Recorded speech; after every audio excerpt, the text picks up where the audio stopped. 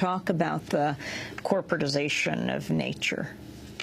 I think the consequences of the corporatization of nature is first and foremost that at a time where we should be recognizing the integrity of nature, the prior rights of nature, nature's generosity, the generosity of the earth to provide us life itself, we are going headlong into the path of hallucination, where we've assumed we are not just separate, but we're continuing the idea of mastery and conquest over nature, adding to the technological tools like the idea that we can control nature through nuclear power.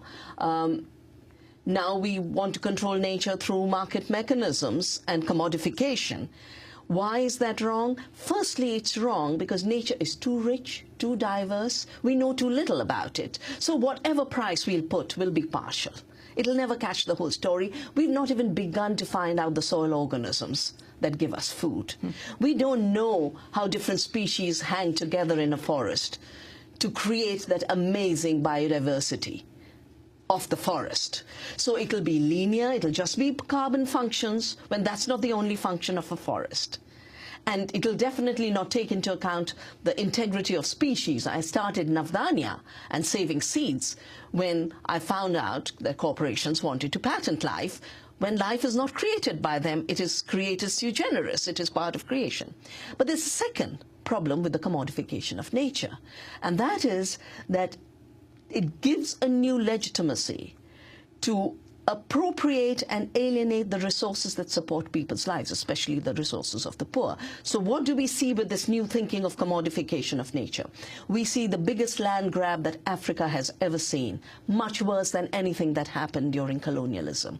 In India, the land grab for mining, for nuclear power plants, for steel plants is literally becoming a war zone. There's a green hunt that's being implemented. Our dear, dear friend, Dr. Binayak Sen, someone like us, was thrown into jail for life imprisonment. Thank goodness the Supreme Court just a few days ago granted him bail, saying that if you carry literature on Marx, it doesn't make you a Naxalite just as much as carrying Gandhi's biography doesn't make you a Gandhian. Well, wait, stop for a second, because very few people follow the story. And Democracy Now!'s Anjali Kamat went and spent the weekend at the Sens, has been bringing us reports on Dr. Binayak Sen, but in a nutshell, explain his case and the significance of it. Well, Dr. Binayak Sen, as I said, is a dear friend, a medical doctor who's worked to serve the tribals all his life. He was a gold medalist from one of the leading medical colleges of India, but decided instead to go to the villages. He and his wife Elena have worked with the tribals.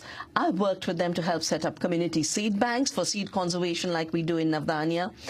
Binayak has been working to set up primary healthcare initiatives, and he was also the head of the People's Union of Civil Liberties. Now, the commodification and globalization of the resource grab has meant that this area where he worked, which is now called Chhattisgarh, a new state, is a very mineral-rich area. That's where the corporations are going for iron ore. That's where they're going for coal mining. And that means they're violating the rights of the tribals that are institutionalized now in our constitution. We have a Panchayati Raj extension to scheduled areas, which basically means the tribals decide what happens to their land. And when they started to decide, and I was at these public hearings in the early days, when in the 90s, when this law was passed, one after the other tribals would say, we don't want money, we want our land, we want our forest, we want our home, we want to live with Mother Earth. That's when the violence started. And I wouldn't be surprised if there isn't a global advising system going on. But now there are private militias in addition to 70,000 paramilitary troops that have been deployed in tribal areas in the name of controlling the Maoists, but really to flush out the tribals, create an empty land so the minerals can be grabbed. Binayak wrote a report for the People's Union for Civil Liberties, being the vice president, and said this militia was killing innocent tribals. It became the first report. That's what really got the government very angry with him, and they were targeting him for very long. Eventually, they arrested him, planted fake evidence like putting some letters into someone else's bag and saying they were handed over by Binayak. Long story, I won't go into details.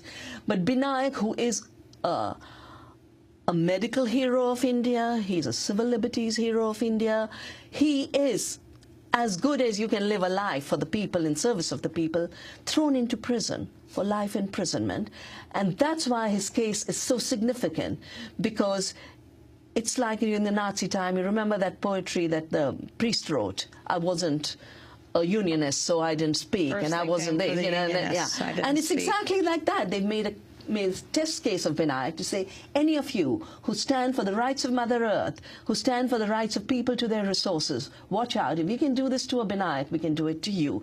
And that's why I really believe we are at this watershed. We'll either go the democratic route, recognizing the rights of Mother Earth, living within the limits of the planet, living a good life with less wastage of resources, or we will go very fast into the path of fascism, militarization, and commodification of nature has to be a militarized commodification in today's time. What does Earth democracy mean, Vandana Shiva? For me, Earth democracy means first recognizing the fundamental fact that we are part of nature, that human rights and nature's rights are not separate, because we are just one strand in this amazing mystery and miracle that the Earth has created in terms of life.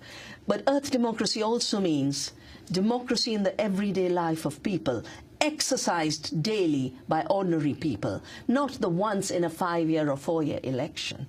Because everywhere around the world we are seeing, you can bring someone to power and they don't represent your will anymore. So democracy under corporate control has mutated from of the people, by the people, for the people, into of the corporations, by the corporations, for the corporations.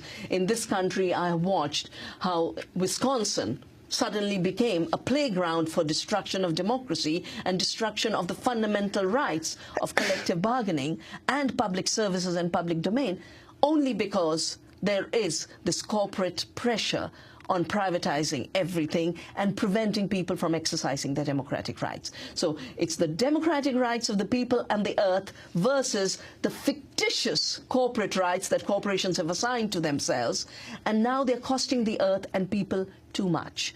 They're bringing nothing in return. It used to be the case that when General Motors put out a car, it gave employment, it even gave salaries so people could buy that car. Today, the corporations give nothing back to society. They just take from nature, take from society, and want to rubbish this planet and rubbish our lives. And I think people are getting fed up. The entire rising in the Arabic world is part of that fed-upness.